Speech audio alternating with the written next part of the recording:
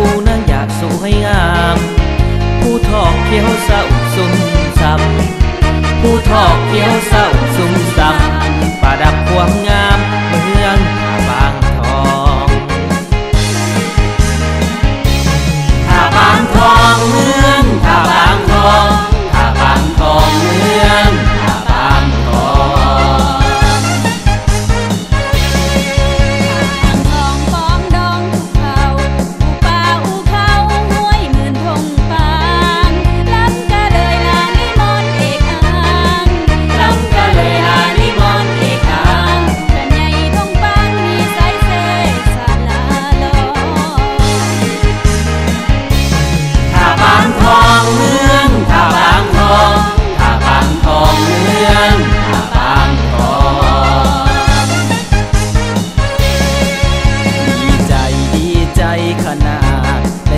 ภาพจัดงานกีฬามหาชน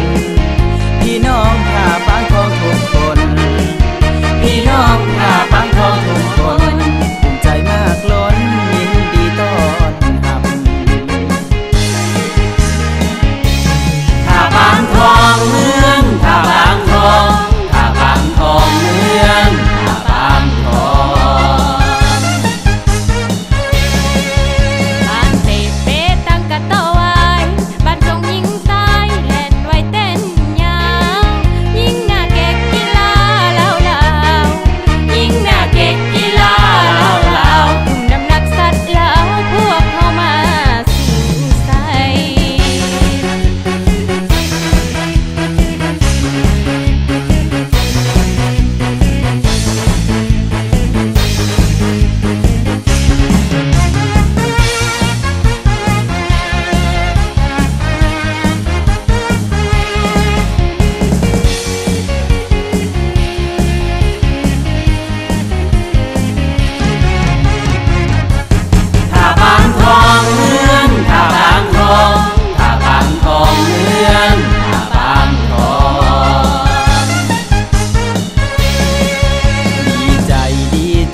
ขนาดได้เป็นเจ้าภาพจัดงานกีฬามหาชน